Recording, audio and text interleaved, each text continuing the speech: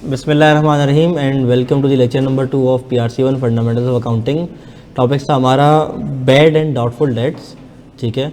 और आज के लेक्चर में हम in continuation to the lecture of yesterday कुछ रिवीजन कर लेते पहले कि जो कल के लेक्चर में हमने बातें की थी, और उसके बाद हम आज की क्लास को फॉर्मल आगाज़ करेंगे। अल्लाह का नाम लेके आगाज़ करते सर, तिलावत मैं ही कर लेता हूँ।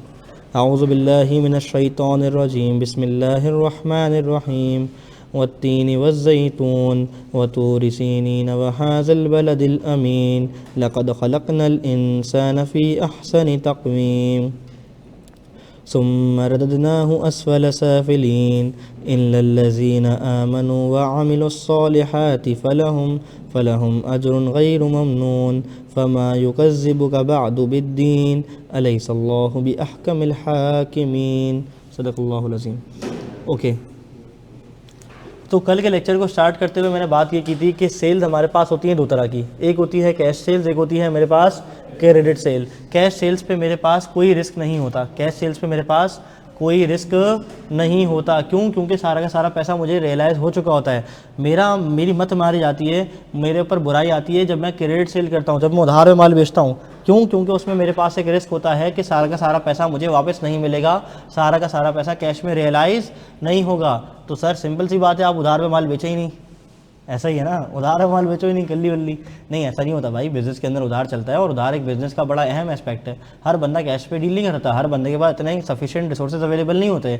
यहाँ से माल पकड़ा, यहाँ चलाया, यहाँ से पैसे आए, फिर माल खरीदा उधार पे, फिर माल बेचा, फिर माल चला। ये साइकिल यूं ही चलती रहती है और इंसान का जो है ना वो माश चलता रहता है। तो क्रेडिट सेल करना बेहद ज़रूरी है। हम ये महज नहीं कह सकते कि no credit sale is equal to no bad debt, ख़त्म बात, ठीक है। बात समझ आ रही है? तो हम सिंपल ये नहीं कह सकते। अच्छा, फिर जब मैं एंट्री करता हूँ रिसीवेबल, डेबिट, सेल्स, क्रेडिट, तो मेरे पास जो है ना तीन तरह के लोग आते हैं, तीन तरह के डेटर्स आते हैं जिनके बारे में कल हमने बातचीत की थी, ठीक है। एक बंदा वो था जो कि अच्छा बच्चा है, जो कि अब्दुल बारी है, जैसे मैंने कहा था गुड डेट्स है मेरे, यानी कि मैंने इसको सेल कर दी, रिसीवेबल, डेबिट, सेल्स, क्रेडिट, ये सारा का सारा पैसा मुझे मिल जाना है, इसमें मुझे कोई नुकसान नहीं होगा। ना ही ये बंदा डिसऑनेस्ट हुआ है, ना ही इस बंदे के कारोबार को कोई नुकसान पहुंचा है, ना ही ये बंदा डाउटफुल है। ये अच्छा बच्चा है, ये अब्दुल बारी है, तो इस पे मुझे कोई रिस्क नहीं है। तो जिस पे मुझे कोई रिस्क नहीं है वो मेरे कहलाते हैं गुड डेट्स। डन, मैंने एंट्री कर दी रिसीवेबल, डेबिट, सेल्स, क्रेडिट, कोई रिस्क नहीं है। रिसीवेबल बैलेंस शीट में पूरा 100 रुपये में मेरे पड़ा हुआ दिख रहा होगा।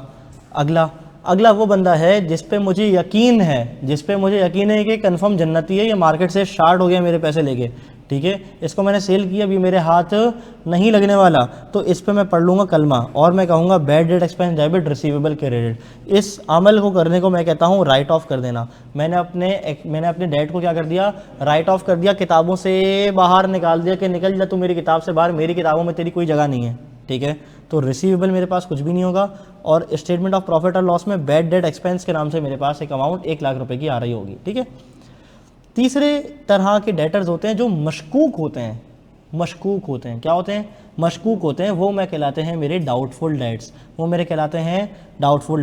अच्छा, अब डाउटफुल डेट में मिसाल के तौर पे मैंने जो है ना वो जनाब लाख रुपए की सेल की। अब मुझे लगता है 30% ऐसे हैं जो नहीं मिलेंगे, 30% ऐसे हैं जो कम्प्लीटली डाउटफुल है, शायद मुझे ना मिल पाए। डाउट है मुझे, कंफर्म यकीन नहीं है, लेकिन मुझे शक है। तो इसके लिए मैं एक एंट्री बनाता हूँ, bad debt, expense, debit, allowance for doubtful debt, credit. Done.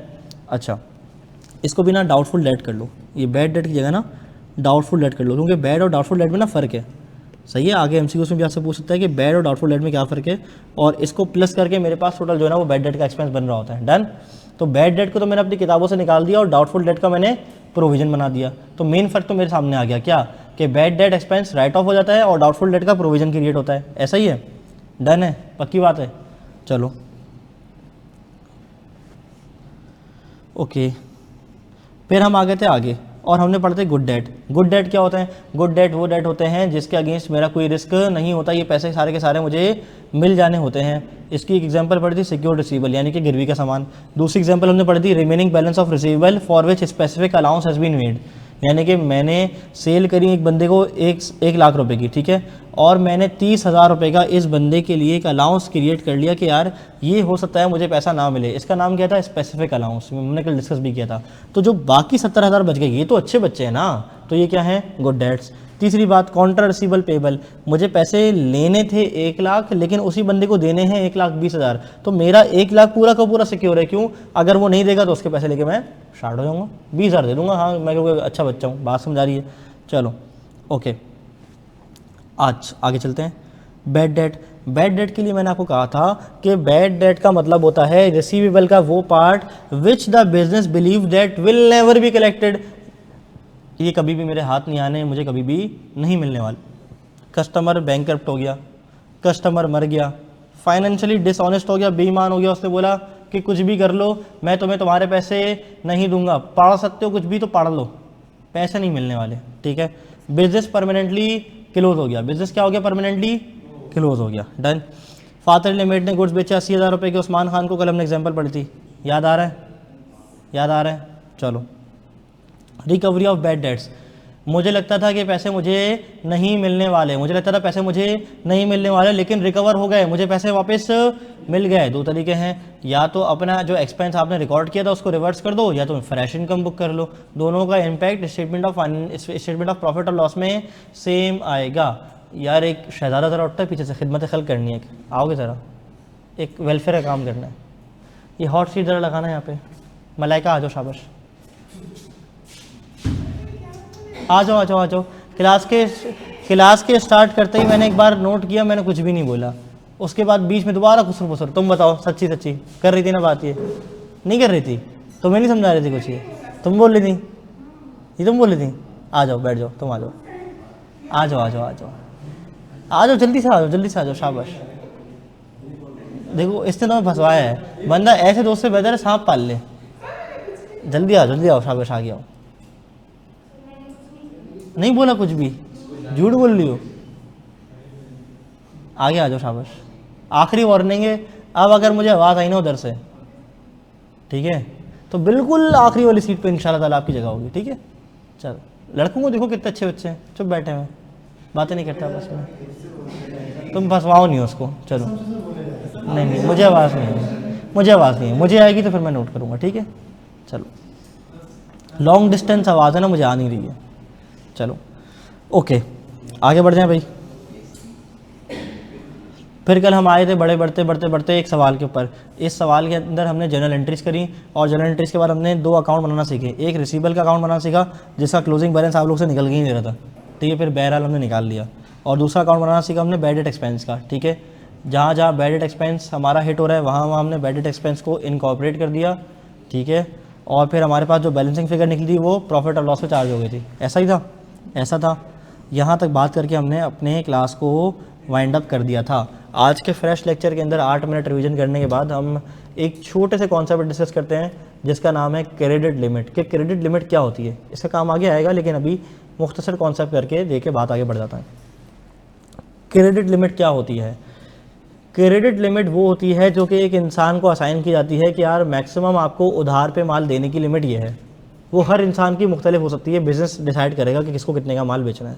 मिसाल के तौर पे अगर एक बिज़नेस के पास जो है ना सर अहमद जाते हैं माल ख़रीदने के लिए, और उसी बिज़नेस के पास मैं जाता हूँ माल ख़रीदने के लिए, सर को बोलेगा आपकी क्रेडिट लिमिट 10 लाख रुपये, आप जो है ना 10 लाख रुपये का माल खरीदो, आराम से 45 दिन के अंदर दे देना। मैं जाऊँगा, बोलेगा आपकी लिमिट 10 रुपये, 10 रुपये से ऊपर का माल मैं आपको उधार पे ही दूंगा। क्यों? क्योंकि उसको पता है भाई 2 बंदों की फाइनेंशियल पोजीशन कंपेयर करेगा और डिसाइड करेगा कि भाई किसको कितना उधार देना, किसको कितना उधार नहीं देना। सर को देगा 45 दिन पे, मुझे देगा 10 रुपये का उधार 4.5 दिन पे। क्यों भाई? क्योंकि क्रेडिट लिमिट मेरी कम क्यों होगी? क्योंकि मेरी फाइनेंशियल पोजीशन वीक होगी। बात समझ रही है? ये बिजनेस असेस करता है। अच्छा, ऐसा भी हो सकता है कि यार वो अमीर आदमी को जो है ना वो कम क्रेडिट लिमिट असाइन करे, और जो मुनासिब सा इनकम वाला आदमी मेरी तरह उसको ज़्यादा साइन कर दे। क्यों? क्योंकि टाइम पे कर देता है। तो क्रेडिट लिमिट जो है ना कस्टमर टू कस्टमर वेरी करती है, और ये बिजनेस सेट करता है कि यार इस बंदे को हमने कितना माल उधार पे बेचना चाहिए, ठीक है, ताकि वो बैड डेट से बच सके। बात समझ आ रही है? क्लियर है? पक्की बात है? ओके, आगे बढ़ते हैं। Allowance for doubtful date. कल हमने बैड डेट के ऊपर बहुत सारी बातें कर ली, आज हम बात करेंगे डाउटफुल डेट के ऊपर। किसके ऊपर? डाउटफुल डेट के ऊपर। हर साल के एंड पे मैं एस्टिमेट लगाऊंगा कि डाउटफुल डेट मेरे पास कितना है, अब लिखते जाओ जो मैं बता रहा हूँ। हर साल के एंड पे, और जितना बता रहा हूँ ना उतना सुनते जाना, लिखते जाना, उसके बाद इंशाल्लाह by the end of this chapter आपके जितने मुमकिन सवालात होंगे सारे ऑटोमेटिकली हल हो जाएंगे। बस भरोसा रखना है, जितना जितना पढ़ा रहा हूँ, जितना जितना सिखा रहा हूँ, स्टेप बाय स्टेप चलना है, बिल्कुल आगे नहीं बढ़ना, उससे ज़्यादा आगे नहीं सोचना, ठीक है। चलो, सबसे पहले मैंने बात की आपसे डाउटफुल डेट की। डाउटफुल डेट को निकालने के लिए मैं क्या करूँगा, हर साल के एंड पे एस्टिमेट लगाऊंगा कि मेरा डाउटफुल डेट कितना हो सकता है। डन। अब इस एग्जांपल में क्या हुआ, इस एग्जांपल में साल के आखिर में खड़े होकर मैंने सोचा कि यार मेरे डाउटफुल डेट हैं 30, मेरे डाउटफुल डेट कितने 30। अब मैंने एक अकाउंट बना लिया, टी अकाउंट ऐसा, ठीक है। इसमें मैंने लिखा भाई अलाउंस फॉर डाउटफुल डेट। मेरे पास ओपनिंग कुछ भी नहीं था, मेरे पास ओपनिंग कुछ भी नहीं था। अब मैं क्लोजिंग निकालूंगा डेट का, डाउटफुल डेट मेरे पास कितना होगा। मैं कहता हूँ 30 हैं, 30 मेरी क्या है डाउटफुल डेट की अमाउंट। इसमें से मुझे शक है कि तकरीबन 3 रुपये मुझे नहीं मिलने वाले, तकरीबन 3 रुपये मुझे नहीं मिलने वाले। तो ये कहलाती है मेरी डाउटफुल डेट की प्रोविज़न। डाउटफुल अमाउंट कितना है 30 रुपये, और ये 3 रुपये क्या है, ये प्रोविज़न की अमाउंट है। It is also known as closing provision. अच्छा, मुझे बताओ, अगर मेरा ओपनिंग बैलेंस 0 है, क्लोजिंग बैलेंस 3 है, तो प्रॉफिट और लॉस में कितना लेके जाऊंगा? हाँ जी, 3 लेके जाऊंगा। ये 3 क्या होगा बोलो? ये होगा मेरा डाउटफुल डेट, ये होगा मेरा डाउटफुल डेट का अमाउंट, ठीक है। Bad debt expense debit, allowance for doubtful debt credit. Done, okay, आगे बढ़ जाऊँ। अगर मैं इसी बात को, इसी टी अकाउंट को तुम्हारे सामने स्टेटमेंट फॉर्म में लिख के दिखाऊं, तो क्या मैं ऐसा लिख सकता हूं? मैं सबसे पहले ईयर एंड पे डाउटफुल डेट देखूंगा कितने 30 रुपये के आ रहे हैं, परसेंटेज ऑफ डाउट कितनी है। मैंने जो टी अकाउंट में किया है वो मैं स्टेटमेंट फॉर्म में दिखा रहा हूँ। मुझे लगता है 10% पैसे नहीं मिलने वाले। मुझे बताओ बेटा मेरा प्रोविज़न कितना रिक्वायर्ड है, कितना मुझे प्रोविज़न बनाना पड़ेगा? 3 रुपये का बनाना पड़ेगा। डन है। अच्छा, अब अगला सवाल, सर ये डाउटफुल डेट की अमाउंट निकलती कैसे है? मैं बताऊंगा, टेंशन नहीं लो। डाउटफुल डेट की अमाउंट आसान तरीके से बता देता हूँ अभी उर्दू में, फिर आगे अंग्रेज़ी पढ़ा दूंगा। ऐसे निकलती है कि साल के आखिर में खड़े होकर मैं देखूंगा मेरे पास टोटल रिसीवेबल बैलेंस कितना है। रिपीट आफ्टर मी, साल के आखिर में खड़े होकर देखूंगा कि टोटल रिसीवेबल बैलेंस कितना है। उसमें से मैं बैड डेट एक्सपेंस माइनस कर दूंगा, जो मुझे राइट ऑफ करने हैं, जो मुझे पक्का लग गया है, मार्केट से शार्ट हो गया है, ठीक है। उसके अंदर से अच्छे वाले लोग भी माइनस कर दूंगा, क्योंकि उनको तो बेचारों का कसूर नहीं है ना, उन पे क्यों मैं लाठी चलाऊं। तो लाठी चलाने के लिए जो अमाउंट बचेगी ना मेरे ऊपर, उसके ऊपर मैं लगाऊंगा परसेंटेज ऑफ डाउट कि यार हो सकता है ये मुझे ना मिले। डन। अगर मैंने पूरे 100 रुपये में लगा दिया, इसका मतलब मैं तो उस अब्दुल बारी को भी लपेट लिया, ठीक है। और इसका मतलब मुझे जिस बंदे पे स्पेसिफिक शक था मैंने तो उसको भी लपेट लिया, डबल प्रोविज़न कर दिया। तो मुझे पहले सबको निकालना पड़ेगा, उसके बाद डाउटफुल डेट के ऊपर परसेंटेज को अप्लाई करना पड़ेगा। अगर समझ नहीं आया, मसला नहीं है, मैं सिर्फ तहरीर कर रहा हूँ, अभी हम आगे करते हैं, ठीक है।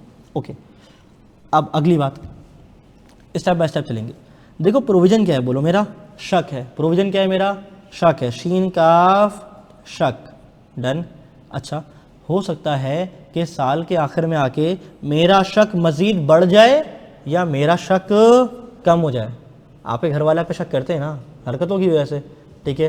होता है 2026 के स्टार्ट में आपके घर वाले आप पे ऐसे ही शक कर रहे हो कि ये जो ARTT जाता है ना, ARTT ज़्यादा कुछ करता है, ये कोई उल्टे काम में मुलव्वस है, ठीक है। मुझे इसके ऊपर पूरा शक है। लेकिन हो सकता है जैसे ही आप PRC क्वालिफाई करें, साल के आखिर में जाके मार्च के बाद मई के बाद जो है ना वो जुलाई के बाद सितंबर के बाद नवंबर, लेकिन नवंबर के बाद दिसंबर में जब आपका रिजल्ट आएगा ना नवंबर अटेम्प्ट का, तो आपके घर वालों को शक जो है ना यकीन में तब्दील हो जाएगा कि हाँ ये वाकई 2 नंबर काम करता था, बाहर जाके पढ़ता नहीं था, जब इसकी अटैम्प्ट लगी इतनी, ठीक है। तो शक क्या हो जाएगा? डिक्रीज़ हो जाएगा, ओ सॉरी इंक्रीज़ हो जाएगा। डन, मज़ीद पुख्ता हो जाएगा। हाँ, मैं तो PRC की बात कर रहा हूँ, तो जब भी तो बोल रहा हूँ शक बढ़ जाएगा ना कि जाके पढ़ता नहीं है बाहर। तुम्हें जो देर से समझ आया है, ठीक है। मार्च के बाद क्या होती है? मई, फिर जुलाई, फिर सितंबर, फिर नवंबर। डन। तो घर वालों का साल के आखिर में जाके क्या हो जाएगा? प्रोविज़न इंक्रीज़ हो जाएगा कि यार ये वाकई हमारा शक सही था, ठीक है। अच्छा, आपने PRC में एडमिशन लिया, आपके घर वालों पे आपको बेहद शक है, ठीक है, कि ये बाहर जाके पढ़ता नहीं है, दोस्ती यारी लगाता है, ठीक है। नहीं, सही बोला है, अच्छी बात है। तुम लोग आग नहीं लगाया करो, ठीक है। अच्छा, देखो जुगत में वो रंग डालने में तो मसला नहीं है, जुगत में रंग डलना चाहिए, तब सीरियस बात में नहीं। अच्छा, ओके, आपने PRC पहले टाइम में पास कर लिया, अज्यूम करो, ठीक है। तो आपके घर वालों का शक बढ़ेगा या कम हो जाएगा? कम हो जाएगा, बोलेंगे यार शाबाश, क्या ज़बरदस्त लड़का है, क्या ज़बरदस्त हमारी बेटी है, हमारी बेटी का 25% सी हो गया, अब्बा जी स्टेटस लगा रहे हैं मेरी बेटी 25% सी ए क्वालिफाइड, क्या बात है भाई, ठीक है। तो घर वालों का शक क्या हो गया भाई, कम हो गया, डन। अच्छा, तो जब मेरा प्रोविज़न बढ़ रहा था, जब मैंने ये एक्सपेंस की एंट्री मारी थी, तो मैंने क्या एंट्री डाली थी, एंट्री मारना, सॉरी वो थोड़ा सा स्लैंग हो जाता है, ठीक है, वो असल में क्या कहते हैं वो हम लोग सारी अकाउंटिंग सिस्टम पे कह रहे होते हैं ना, तो क्लाइंट से जब एंट्री पढ़वाते हैं, यार एंट्री मार दो, ये एंट्री डाल दो, तो वो रिकॉर्ड करना, ट्रांजैक्शन रिकॉर्ड की होगी, एंट्री रिकॉर्ड की होगी, अच्छे वाले अल्फाज, तो वो ना थोड़ा सा एक तो माहौल का असर आ जाता है। ओके, आगे बढ़ते हैं। तो आप करेंगे doubtful debt expense debit, allowance for doubtful debt credit. साल के आखिर में आपका शक कम हो गया, allowance for doubtful date debit, doubtful debt expense credit. कैसे कैसे मुझे एक बात बताओ, ये इस साल का जो क्लोजिंग है अगले साल का ओपनिंग बन सकता है? ऐसे ही है ना। चलो, अगर मैं तुम्हारे सामने एक टी अकाउंट बनाऊं और लेट से मैं इसका नाम रखता हूँ allowance for doubtful debt, opening आ रहा है इसका 5, साल के आखिर में जाके मेरा शक हो गया कम, ठीक है, तो ज़रा मुझे बताओ कि मैं 2 कहाँ लिखूँ, डेबिट पे कि क्रेडिट पे? डेबिट पे लिखूँगा 2, ठीक है। तो ये मेरा क्या हो गया, प्रोविज़न बढ़ा है या कम हुआ है? ये मेरा प्रोविज़न कम हो गया है, पीनल में जाएगा,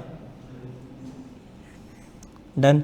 अलाउंस फॉर डाउटफुल डेट का अकाउंट क्या हो रहा है, डेबिट, तो अलाउंस फॉर डाउटफुल डेट का अकाउंट हो रहा है debit, provision for doubtful debt credit, done.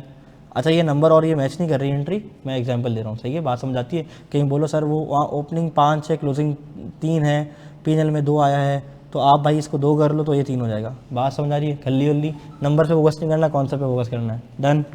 चलो बढ़ जाऊँ मैं आगे, या मैं रिपीट कर दूँ एक दफ़ा, सबको समझ आ गया? पक्की शक्की बात है, ओके। इसी बात पे ज़रा एक एग्जांपल क्वेश्चन कर लेते हैं, ठीक है।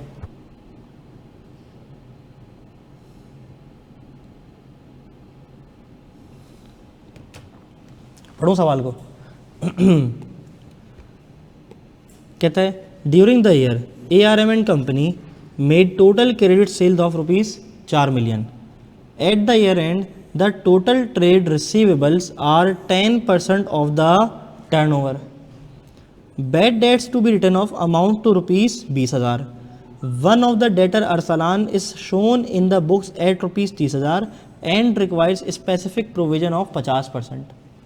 The remaining debtors requires a general provision of 5%. ठीक है, required. Calculate the closing balance of provision for doubtful debts account. Done. अच्छा, ऐसे सवाल को सॉल्व करने के लिए सबसे पहले मुझे क्या करना है, सबसे पहले मुझे स्टेप नंबर 1 में ये देखना है कि मेरे पास टोटल रिसीवेबल कितने आ रहे हैं। क्या इसने निकाल के दिया हुआ है? क्या इसने निकाल के दिया हुआ है? नहीं निकाल के दिया हुआ। तो मैं सबसे पहले क्या करूँगा, मैं करूँगा कंप्यूट टोटल रिसीवेबल्स। क्या करूँगा? कंप्यूट करूँगा टोटल रिसीवेबल्स। मुझे बताओ कि ये टोटल क्रेडिट सेल्स कितने की हैं? 4 मिलियन। और total trade receivable 10% of turnover. Turnover का मतलब होता है बच्चों सेल्स। क्या होता है? सेल्स। तो ज़रा मुझे बता सकते हो कि टर्नओवर कितना है? क्या बोल रहे हैं? कहता है टोटल रिसीवेबल हैं टर्नओवर का 10%। Total trade receivables is equals to turnover का 10%। ज़रा मुझे बताओ टर्नओवर कितना है? 4 मिलियन का 10% कितना बन रहा है? 4 लाख। ये मेरे पास आ गई टोटल रिसीवेबल की अमाउंट। हो सकता है सवाल के अंदर कभी गिवन हो सकता है सवाल के अंदर कभी गिवन ना हो। किस बात पे हंसी आ रही है मुन्ना आपको? हाँ, तीसरी दफ़ा देखा है, कंफर्म मुझे यकीन हो गया। हंसी नहीं दबाओ, अभी बोल भूल चुका है। बता दो क्यों हंसी आ रही थी? वैसी आ रही है।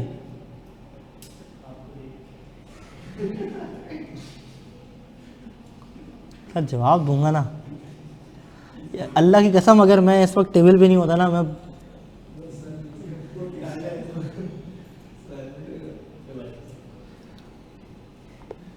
चलो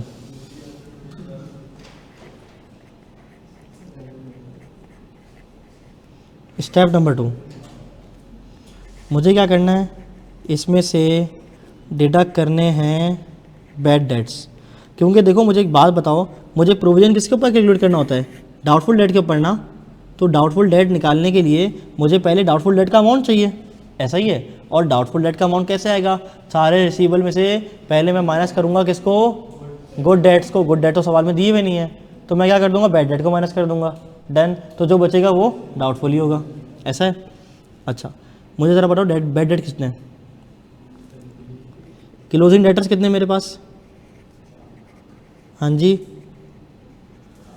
minus bad debts 4 lakh minus 20,000, कितना बच गया, बोलो बोलो, 3,80,000। स्टेप नंबर 3, ये मैं बहुत खोल खोल के करवा रहा हूँ, पहले एक आध सवाल में, अगले सवालों से आपको पता होना चाहिए कि किस स्टेप में क्या हो रहा है, ठीक है। स्टेप नंबर 3,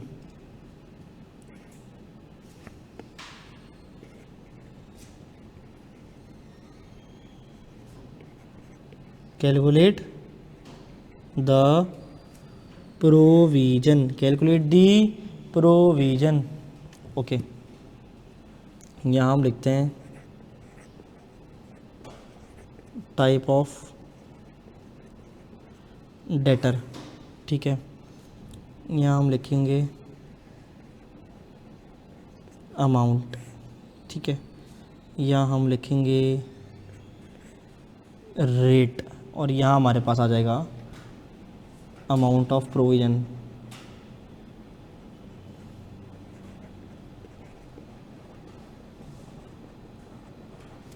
कुछ भी नहीं है, टेबल के अंदर फिगर रख के मल्टीप्लाई करना है बस। टाइप ऑफ डेटर, सबसे पहले मुझे एक बात बताओ, सबसे पहले ज़रा मुझे एक बात बताओ कि मैं सबसे पहले स्पेसिफिक डेटर को अलाउंस बुक कर दूं, जो बचेगा वो फिर जनरल अलाउंस होगा। कल बता चुका हूँ ना, देखो स्पेसिफिक अलाउंस और जनरल अलाउंस का कॉन्सेप्ट आगे आ रहा है, लेकिन मैं डिस्कस कर देता हूँ। मैं पूरी क्लास को क्रेडिट पे माल बेचता हूँ, पूरी क्लास को क्रेडिट सेल्स करता हूँ, लेकिन ये एक वाहिद फहाद ऐसा बंदा है जिस पे मुझे शक है। पूरी क्लास बहुत अच्छी है, डाउटफुल होंगे, लेकिन ये इस पर ऐसा शक है कि इसको अगर मैंने 70,000 का माल बेचा तो ये 80,000 का नुकसान दे जाएगा मुझे, ठीक है, इस पर मुझे इतना शक है।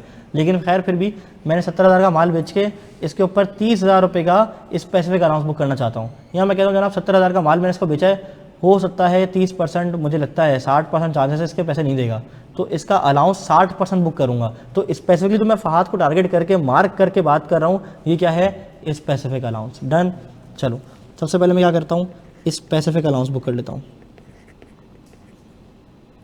कौन है भाई स्पेसिफिक पर, अरसलान है। अमाउंट कितनी है इसकी, हाँ जी 30,000, रेट कितना है 50%। ज़रा मुझे बताओ कितना आ रहा है, 15,000। अच्छा, फिर बाकी जो बचे वो कौन है, जनरल। जो बाकी बचे वो कौन है, बोलो जनरल। वो कितना होगा, वो कितना होगा,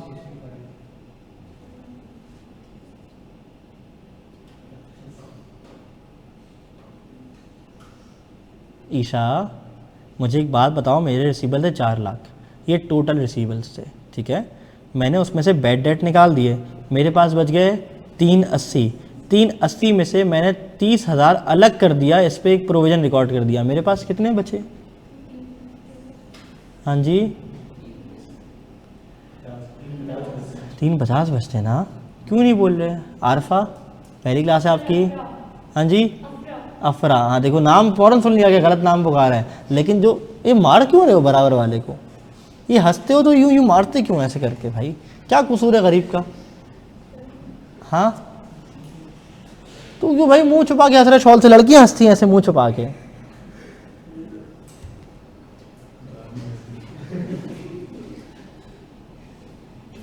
चलो कितना, 350। कितना प्रोविजन रिकॉर्ड करना है, सवाल में क्या लिखा हुआ है, 5%। ज़रा निकालते हो,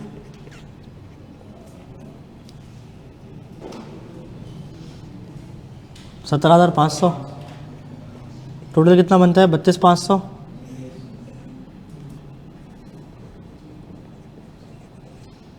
ये कहलाती है मेरी क्लोजिंग प्रोविज़न की amount. It is the amount of closing provision. Done. अगर सवाल के अंदर और डेटा होता तो मैं ओपनिंग प्रोविज़न से कंपेयर करता, क्लोजिंग पे इसको रखता, और डिफरेंस क्या आता? बोलो बोलो ना मुंह से यार। क्या सर? क्या मैंने कहा? इस सवाल के अंदर मेरे पास कोई ओपनिंग नहीं था। अगर होता तो मैं ओपनिंग को क्लोजिंग प्रोविजन से कंपेयर करता, और जो डिफरेंस होता वो कहाँ जाता? या तो इंक्रीज होता या तो डिक्रीज होता। डन। तुम लोग क्यों नहीं बोलते हो? जवाब क्यों नहीं? तुम क्यों मेरा खून खौलाते हो? तुम लोग क्यों मजा आता है? मेरा बोतल खींच के मारूंगा। चलो ओके। अब जो हमने काम कर लिया ना उसकी थ्योरी लिखी हुई है यहाँ पे कि हमने जो काम किया वो कैसे किया है। कहते हैं difference between general and specific provision. उसकी किताब में कोई स्क्रीन आ रही है क्या अलग से? हैं? If specific doubtful debt amount is not given in the question then apply single provision या percentage to that single doubtful debt amount. ठीक है। कहता है अगर स्पेसिफिक डाउटफुल डेट की अमाउंट नहीं गिवन है तो फिर मैं सिंगल प्रोविजन का रेट ही सब पे अप्लाई कर रहा हूँ जो प्रोविजन का रेट मेरे पास होगा। डन। कहता है नॉर्मली स्पेसिफिक प्रोविजन की percentage is higher than general provision. ऐसा। How to calculate the closing provision amount. बड़ी इंपॉर्टेंट बात आ रही है, एमसीक्यू के एतबार से बड़ी इंपॉर्टेंट है, क्योंकि उसमें आपको correct balance of receivable, correct provision, correct bad debt, correct doubtful debt निकालना पड़ सकता है। ठीक है। कहते हैं सबसे पहले आपने निकालना है टोटल क्लोजिंग डेटर का अमाउंट, कि मेरे पास टोटल क्लोजिंग डेटर्स कितने हैं। फिर आपने गुड डेटर माइनस करने हैं if any in the question. अगर क्वेश्चन के अंदर कोई गुड डेटर्स के हवाले से डाटा दिया होगा तो वो आपने माइनस कर देना, नहीं दिया तो फिर नहीं करने। और बैड डेट भी माइनस करने हैं। इसके ऊपर लिखा हुआ है नोट 1 पे नीचे आता हूँ।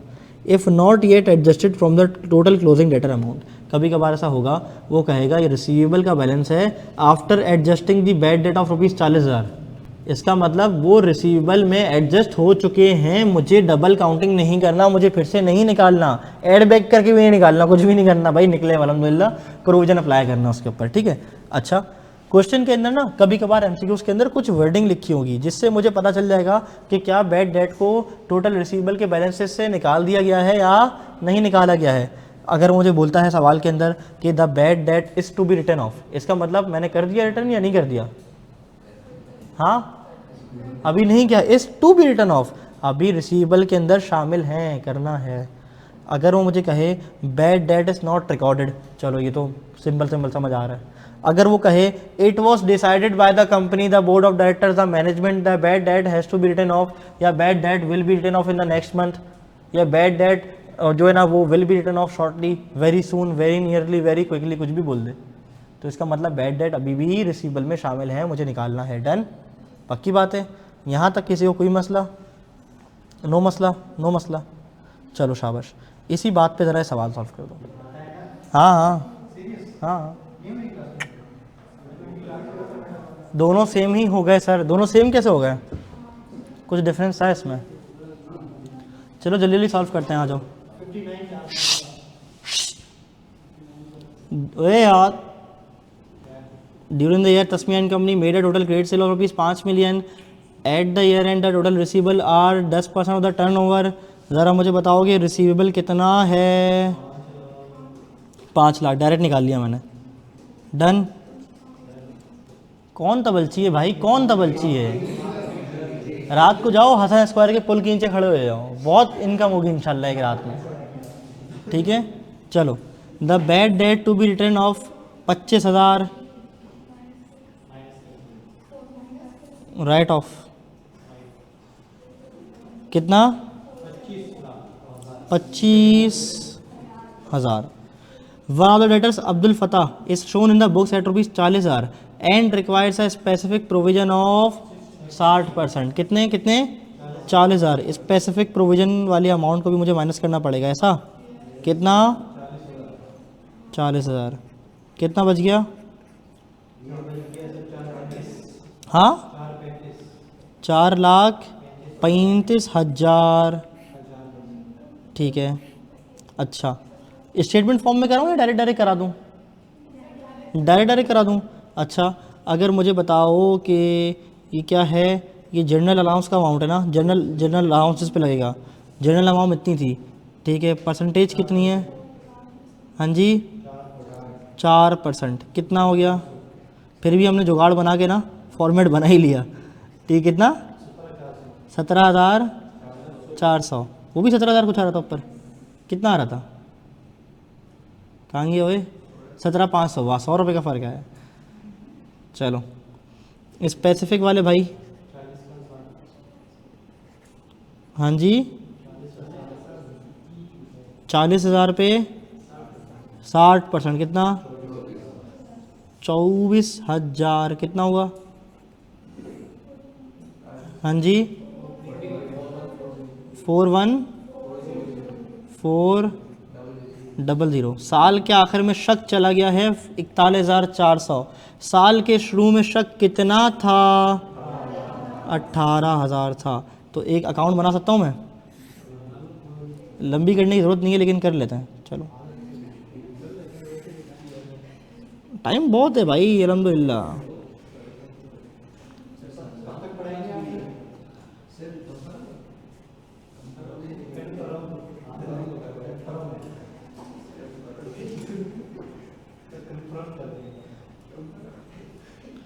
ज़रा बताओगे ओपनिंग कितना था इसका? 18,000। इसका क्लोजिंग कितना आ रहा है? 41,400। तो जो इंक्रीज़ है वो कहाँ लेके जाऊँ?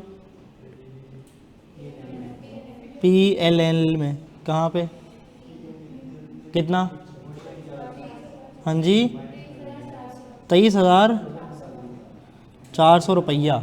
ठीक है। ये प्रोविज़न मेरा इंक्रीज़ हुआ है कि डिक्रीज़ हुआ है? इंक्रीज़ हुआ है। तो एंट्री क्या बनेगी? Date expense debit allowance for DD credit. कितने से? 23,400 रुपये से। डन सीन है, पक्की बात है। पिछले सवाल में क्या फ़र्क था? ओपनिंग का फ़र्क था। प्रैक्टिस भी हो गई, ज़बरदस्त हो गया। ओके आओ साथ साथ किताब रीड करते हैं। अल्हम्दुलिल्लाह जितने भी टॉपिक अभी तक हमने पढ़ लिए हैं, कोई ऐसा टॉपिक नहीं गुजरा जिसकी हमने ICAP की किताब नहीं देखी हो। ये जाने अनजाने में हम ICAP की किताबें तो देख रहे हैं।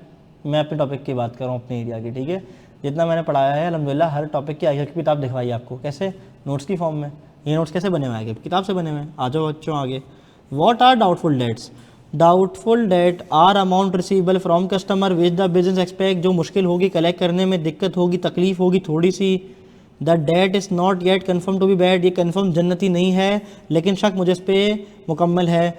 The business still hope to receive some और ऑल ऑफ द अमाउंट। क्या पता आ जाए, क्या पता ना आए, क्या पता मार्केट से शार्ट हो जाए, इसलिए डाउटफुल है।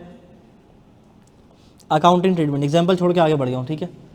प्रूडेंस कॉन्सेप्ट कहता है कि आपने अपने एसेट को ओवरस्टेट नहीं करना। बचपने के अंदर जब अकाउंटिंग के स्टार्ट में प्रूडेंस कॉन्सेप्ट पढ़ाया जाता है तो दो मिसालें बड़ी शौक और ज़ौक से दी जाती हैं। एक ये अलाउंस फॉर डाउटफुल डेट वाली और एक इन्वेंटरी की प्रोविजन वाली। ठीक है। चलो कहता है expected losses should be recognise as early as possible. इसीलिए देयरफॉर चुनाचा होता है, चुनाचे होता है, जो भी होता है। Doubtful debts are charge as an expense but the receivable is not written off. ठीक है। चुनाफात कैसे हो? Instead an allowance account is created.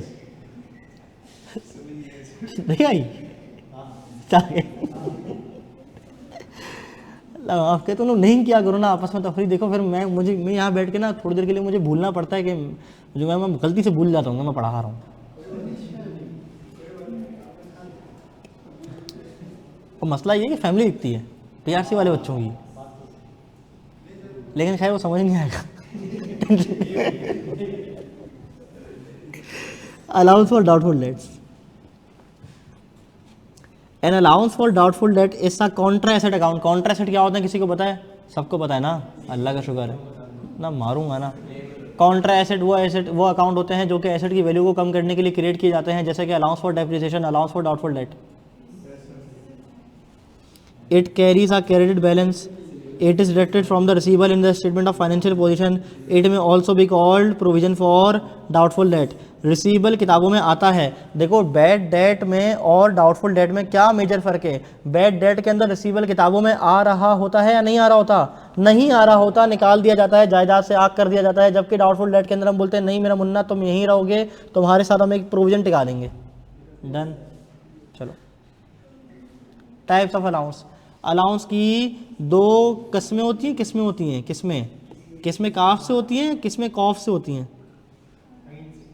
अबे आइन से नहीं होते हैं, कौफ से होती हैं, किस्में कौफ से होती हैं, ठीक है। एक सोशल एक्सपेरिमेंट करूं? खड़ा हो जाओ भाई ब्लैक शर्ट, आ गया, आ जाओ।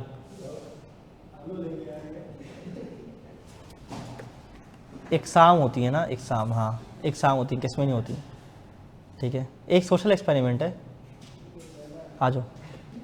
कैसे हो? आओ ना यार। कैसे हैं आप? ठीक है, हाँ हाँ आ जाओ, हाँ बैठ जाओ बैठ जाओ, हाँ देखो कैमरे में। अच्छा भाई, ऐसे ही हम बैठे बैठे बोर हो रहे थे, हमने सोचा आपसे अलिफ बे सुने। अलिफ बे सुनाओ। अलिफ बे? अलिफ से लेकर ये तक बगैर रुके, बगैर गलती किए। ये नहीं हो सकेगा। क्यों नहीं हो सकेगा? नहीं अब सुनाओ ना, बताओ। चलो स्टार्ट करो, मैं तुम्हारा साथ दूंगा, मैं तुम्हारा साथ दूंगा। वो कह रहे नॉट पॉसिबल। कौन है? इदरीस, वो इदरीस नहीं, असद। हाँ हाँ, अच्छा सर, साथ साथ बेइज्जती नहीं है, हाँ साथ साथ करेंगे। तुम स्टार्ट करो, छोड़ो उनको, ऐसी फालतू लोग हैं। हाँ, और सामने अलिफ बे, अलिफ बे बे ते, पे ते ते से जीम चे हे खे दाल जाल, दाल, दाल हाँ दाल दाल, हाँ जाल रे जे रड़े, डे, नहीं रे के बाद रड़े, डे डे नहीं रड़े। नहीं होगा सर। अरे अरे सही जा रहा है, अच्छा जा रहा है, कंटिन्यू। सामने इधर आ जा, हाँ हाँ, रे के बाद रे, हाँ डे, डे नहीं रे, हाँ रे रे। जे सी शी, हैं? दोबारा पीछे से आओ, जीम चेहे से आओ। जी जीम, हाँ सर जीम, बुला दिया पीछे। नहीं जीम चेहे खे, जीम चे हे खे दाल दाल जाल रे रे रे जे सीन शीन सौत ज़ौत तो ज़ौ आइन गैन फा काफ काफ, काफ लाम गाफ कहाँ गया? काफ गाफ। लाम कहाँ गया? सर आप एक मिनट में फिर से मीम के पीछे लाम आता है ना, हाँ वो सर्च कर रही हैं। अच्छा आगे आगे कंटिन्यू। एक मिनट, जैसे आप वो देने से स्वाद ज़ौत तोएं रोएं, स्वाद स्वाद तोय जे हाँ। आइन गैन फा कैफ काफ गाफ गाफ, लाम गाफ कहाँ गया? गाफ है ना, काफ के बाद गाफ है, गाफ लाम गाफ, गाफ। काफ के बाद गाफ। वही बोल रहा हूँ ना हाँ, सर, बोल, गाफ बोल। लाम नून वाव हाँ हमजा या। हा कहाँ गया? हा हमजा, वो तो सीन से पहले थे ना सर। अबे हा वो, ये देखो काम देख रहे हो, मैंने एंड में हा कहाँ गया, कहते हैं वो सीन से पहले था। देख एक होती है हलवे वाली है, एक होती है हाथी वाली है। अब अच्छा, जिसको वो वाली है, अब जिसको छोटी हलवे वाली। वाली और हाथी वाली ना थी वो क्या करे? देखो एक होती है ये, एक होती है हलवे वाली, एक होती है हाथी वाली, हाँ ठीक है। अबे वो ये वाली भी होती है, हाथी वाली ये होती है, हाँ हाँ हाँ हाँ हमजा, हाँ हमजा या छोटी या बढ़िया, जाओ याद करके आना कल। आनी चाहिए यार, उर्दू क्यों नहीं आती तुम लोगों को? कैमरे में आके डर गया। हमजा तो वहां बैठा है ना सर। हाँ हाँ हाँ हाँ हाँ हाँ, चलो स्पेसिफिक अलाउंस कहता है created for identified customer used when a particular receivable is doubtful. तो मैं उस स्पेसिफिक बंदे के ऊपर स्पेसिफिक अलाउंस क्रिएट कर देता हूँ। जर्नल अलाउंस क्या होता है?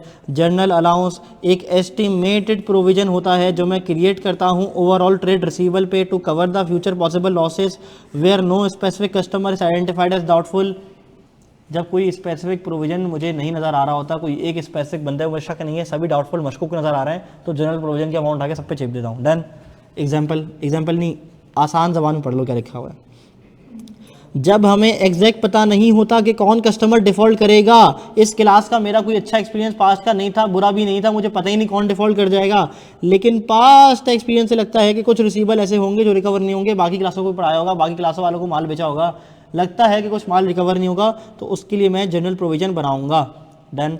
जनरल अलाउंस कैसे क्रिएट होता है? It is calculated as a percentage of receivable. The percentage is based on past experience, या तो इंडस्ट्री के नॉर्म्स या प्रैक्टिस, या तो मेरी खुद की जजमेंट।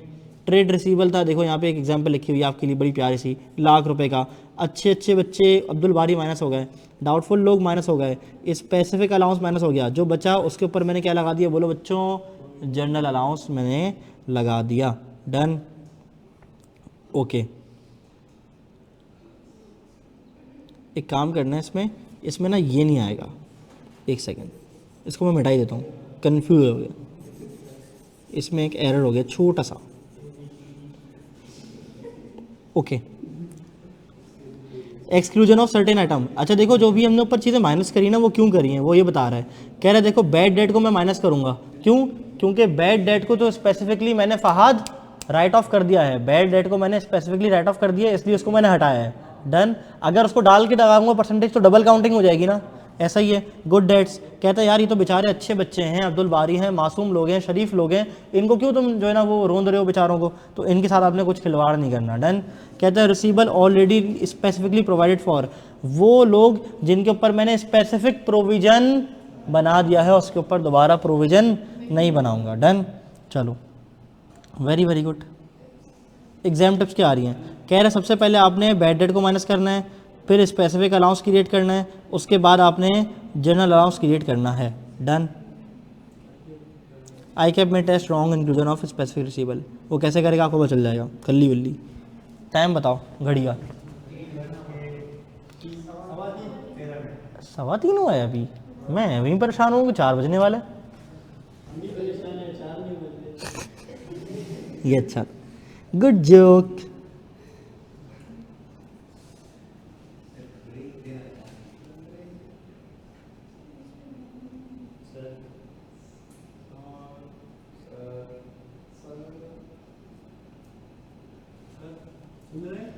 हेलो मालिक, एक गलती हो गया है, ट्रक उलट गया है।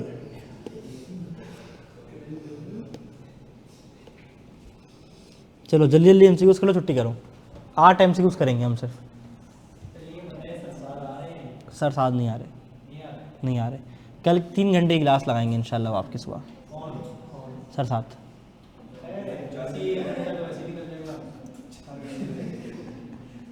चैप्टर एंड नहीं है सर, चैप्टर एंड नहीं हुआ, चैप्टर को ब्रेक लगाया गया है।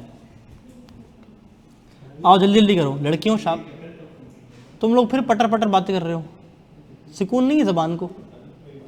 चलो ईशा, पहले एमसीक्यू सॉल्व कराओ मुझे जरा, बस शाबाश। नशाद उठ के आगे आ जा, शाबाश। जल्दी आओ जल्दी आओ जल्दी आओ, तफरियाँ कर रहे हो यार, शर्म नहीं आती है। बेटा काम चल रहा है ना, अभी हो गया ना, हो गया स्टार्ट। चलो आ जाओ आगे, शाबाश। अच्छा लड़कों, आप शाबाश यार, मुंह बंद प्लीज़। हाँ ईशा, एमसीक्यू नंबर 1 सॉल्व करवाओगी तुम।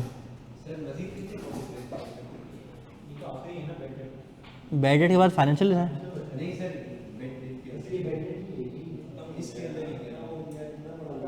चैप्टर ख़त्म नहीं हुआ वो, नहीं, ये तो जितना मैंने कॉन्सेप्ट पढ़ा है उसके बेस पे एमसीक्यूज करवा रहा हूँ। अभी एजिंग वगैरह बाकी और आगे चीज़ें बाकी हैं, कुछ चीज़ें, थोड़ी सी चीज़ें एजिंग वगैरह और फिर प्रैक्टिस है। चलो ईशा शाबाश बताओ। The opening balance of allowance for doubtful debt का account is 1000, the closing of receivable is 1 lakh, what amount of allowance for doubtful debt should be charge to statement of comprehensive income using a 5% allowance for doubtful debt for the current accounting period. कह रहा है receivable की amount है 1 लाख। आसान करता हूँ सवाल को, ये ले रिसीबल, ठीक है। Opening balance allowance for doubtful date के टी अकाउंट का 1000 है, मुझे 5% अलाउंस बनाना है। मुझे ज़रा बताओ कि मैं टोटल अलाउंस कितना बनाऊंगा, चार्ज कितना करूंगा।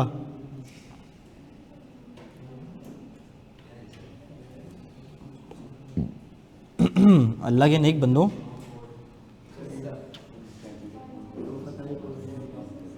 मुझे बताओ ओपनिंग प्रोविजन कितना आ रहा है। हाँ जी, कितना आ रहा है ईशा? हेलो जब्बा,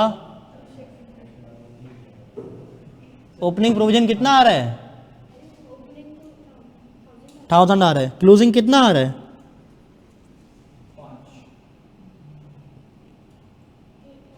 ट्रेड रिसीवेबल का क्लोजिंग बैलेंस कितना है? हाँ 1 लाख। परसेंटेज कितनी लगानी है? तो कितना आएगा क्लोजिंग? ठीक है, मुझे बताओ बढ़ेगा 4000 से या कम होगा? बढ़ेगा। कौन सा ऑप्शन करेक्ट है? डन। चलो चलो अगला उमामा, एमसीक्यूज नंबर 2 करवा रही हैं आप। एट 31 दिसंबर 2018 एंटिटी के रिसीवेबल टोटल थे 6 lakh. An allowance for doubtful debt 60,000 थे जो मैंने पिछले साल से इस साल लाया हूँ, यानी कि ओपनिंग कितने? बोलो बोलो उमामा, कितना ओपनिंग है मेरा बच्चा? 60,000। शाबाश। अच्छा, it was decided to write off the debts amounting to ₹25,000 to adjust allowance for receival at the rate 10% of receival. मुझे जरा बताओ क्लोजिंग प्रोविजन कितना बोल रहा है शहजादा? 10% ऑफ द रिसीवल कितना? 10% ऑफ द रिसीवल कितना? 6 लाख का 10% कितना? मेरा बच्चा 60,000 ना, 25 कैसे आया? वो तो राइट ऑफ है ना चंदा। 60,000। तो ज़रा मुझे बताओगी कि प्रोविजन का अमाउंट कितना आया? ज़रा मुझे बता दियो कि प्रोविजन का अमाउंट कितना आता है।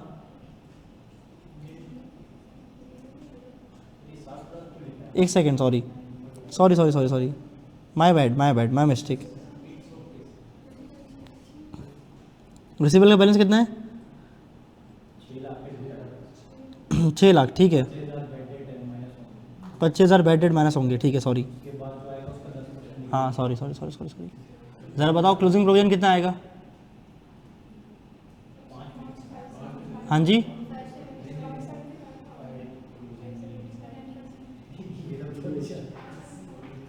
सही कर रही हैं हाँ।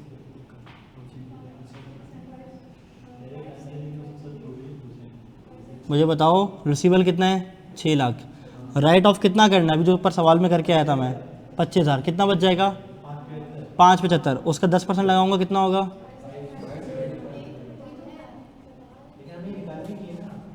ठीक है, हाँ मुझे पता है, हाँ। अच्छा, अब अगर मुझे बताओ इस सवाल को देखते हुए अगर मैं तुमसे ये पूछूं कि इसका प्रोविज़न इंक्रीज़ हो रहा है या डिक्रीज़ हो रहा है? हाँ डिक्रीज़ हो रहा है, तो यहाँ पे आएगा। मुझे पता है नहीं निकालना, मैं इनकी नॉलेज के लिए करवा रहा हूँ। कितने से डिक्रीज़ होगा? 2500 से डिक्रीज़ होगा, ठीक है। सवाल पढ़ें आगे। At what amount the receivable are to be shown in the statement of financial position as at 31 December 2018। कितने पे शो होगा बताओ? 6 लाख पे शो होगा? नहीं, 6 लाख तो है ही नहीं। 6 लाख माइनस 25 पे शो होगा, हाँ, या 6 lakh minus 25 adjusted for provision पे शो होगा?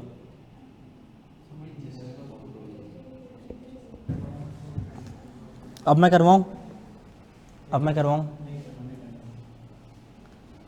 नहीं, अब ये सोचेगा कि यार अब कुछ और मैं आंसर बनाने की कोशिश करता हूँ। आ जाओ, चलो बहुत पढ़ लिया। एंटिटी के रिसीवेबल टोटल थे 6 लाख रुपए के, अलाउंस फॉर डाउटफुल डेट था 60,000 रुपये का। अगर वो मुझसे यहाँ पूछता है सवाल के अंदर कि बताओ प्रोविजन कितने से डिक्रीज़ हो रहा है, तो मेरा आंसर ये होता, ठीक है।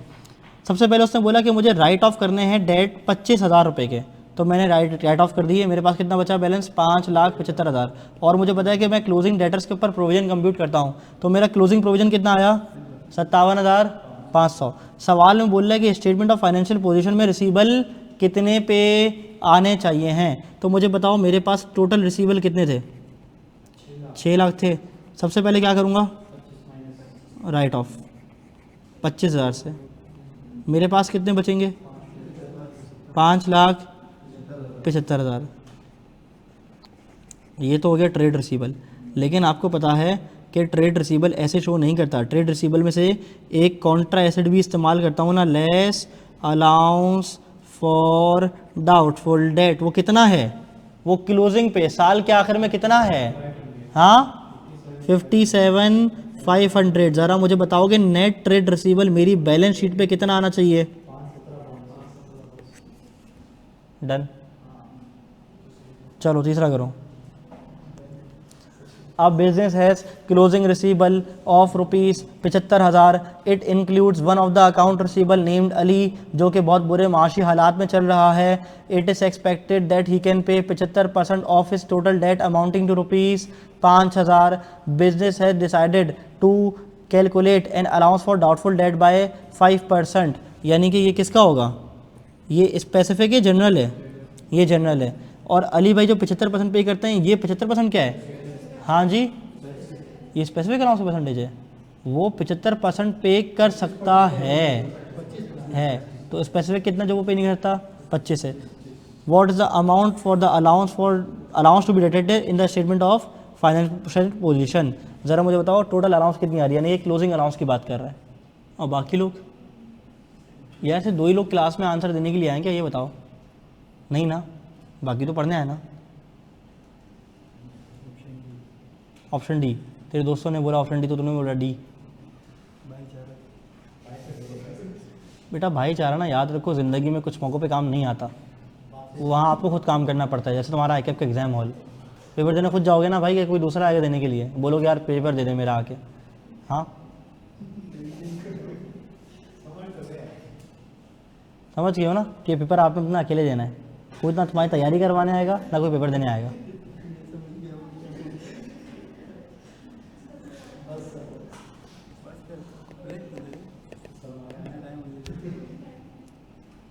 क्या आ रहा है मामा, हाँ जी निकाल के तुमने पड़ोसियों को दिखा दिया है, आगे नहीं आ रहा आंसर। ज़रा बताओ क्या आ रहा है।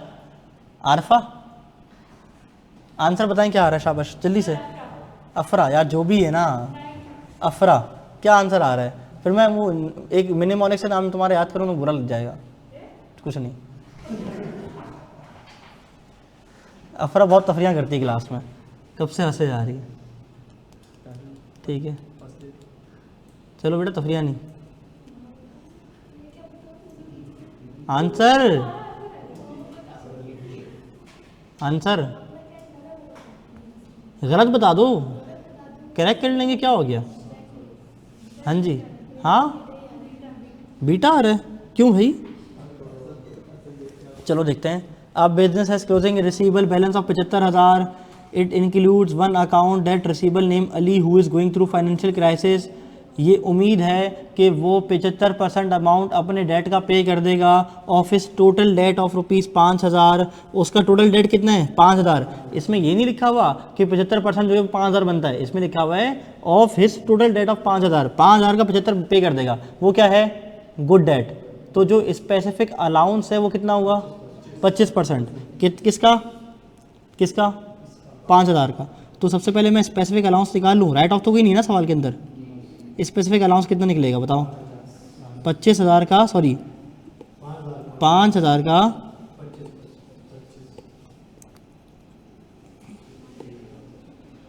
5,000 का 25% कितना 12,000, हाँ 1,250। अब अगर मैं जनरल अलाउंस निकालने पर आऊँ तो जनरल कैसे निकलेगा बताओ।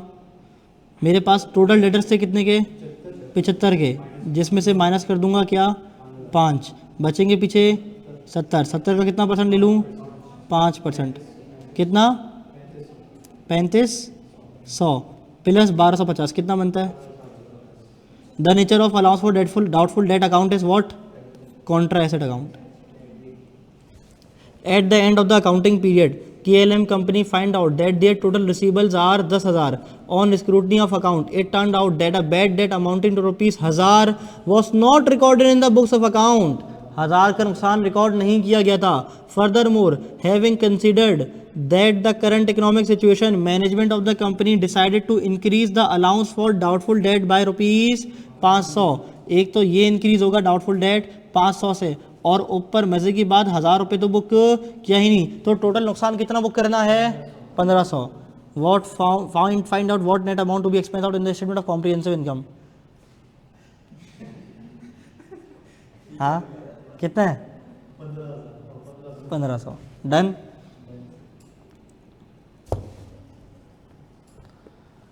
At January 1, the allowances for receivable of Sidra was 35,000. During the year ended 31 December 2017, total debt amounting to rupees 15,000 were written off. Written off हो गए. It was decided that the allowance for doubtful debt should be 30,000 as at 31 December 2017. ये क्या है? Closing. What amount should be charged to statement of comprehensive income of Sidra for bad and doubtful debt expense? बताओ ज़रा. Opening provision कितना था? Opening provision कितना था? 35,000. ये कहाँ से आया? 1 जनवरी 2017 को अलाउंस फॉर डाउटफुल डेट यानी कि अलाउंस फॉर रिसीवेबल कितना था? 35,000. साल के आखिर में मैं खड़ा हुआ हूँ तो मैं ये डिसाइड कर रहा हूँ कि 30,000 होना चाहिए है, कि 30,000 होना चाहिए है. ऐसा है. ज़रा मुझे बताओ वो पूछ क्या रहा है? वो बोल रहा है what amount should be charge to statement of comprehensive income of Sidra for bad and doubtful debts. कितना आएगा? हाँ जी,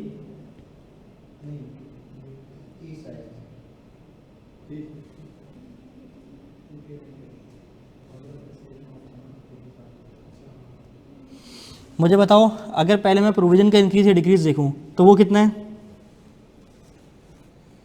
हाँ जी, प्रोविज़न बढ़ रहा है कम हो रहा है? प्रोविज़न कम हो रहा है. ये मेरी क्या है? इनकम है. ये मेरी क्या है? इनकम है. 5,000 से प्रोविज़न कम हो रहा है. अच्छा, ऊपर सवाल में मुझे कह रहा था कि 15,000 रेट ऑफ करना है, तो 15,000 का नुकसान और 5,000 की इनकम प्रोविज़न के कम होने की वजह से. ज़रा मुझे बताओ मेरा नेट रिजल्ट क्या है? समझ आया किसी को? ये तुम्हें नहीं आया? बस कर दे यार, तो फ्री कर रहा है. खा कसम. नहीं वाकई नहीं आया, समझा दूँ? अच्छा बताता हूँ. तो फ्री कर रहा है ना? हाँ जी, बैटरी लो गई है. अच्छा चलो, बातें कर रहा होगा, सुना नहीं होगा. अच्छा मेरी बात सुनो, छोड़ दो. तू नहीं बनना उसका यार, नहीं बन, छोड़ दे. देखो अपना फाद साल के शुरू के अंदर ना 35,000 रुपये ओपनिंग प्रोविज़न था. साल के आखिर में कितना है? 30,000. स्टेटमेंट फॉर्म में देखो ओपनिंग 35, साल के आखिर का शक 30. कितने से कम हुआ? 5 से इनकम हो गई. Allowance for bad debt debit, bad debt expense credit, तो इनकम हो गई 5,000 से. डन. और राइट ऑफ कितना था? 15 का खर्चा, 5 की इनकम, कितना बचा?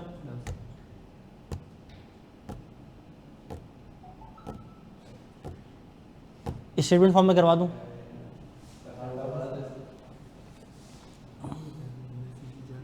मुझे पता है तफरी कर रहा है.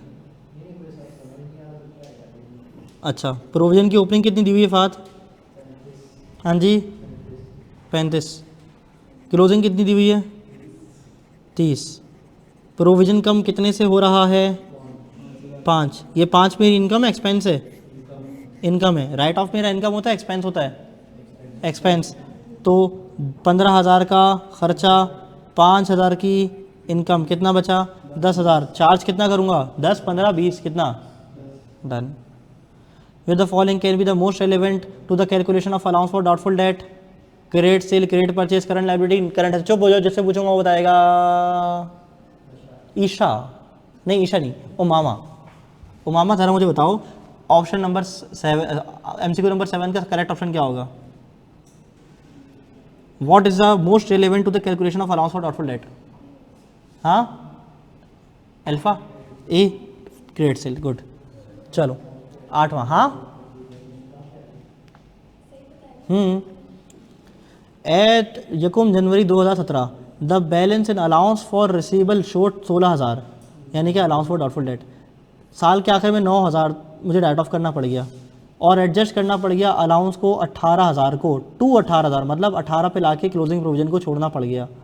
ठीक है, अगर मैं इसका टी अकाउंट बना लूँ, अगर मैं इसका टी अकाउंट बना लूँ तो मुझे बताओ कि ओपनिंग कितना है 16, क्लोजिंग पे कितना लाके छोड़ रहा हूँ 18,000।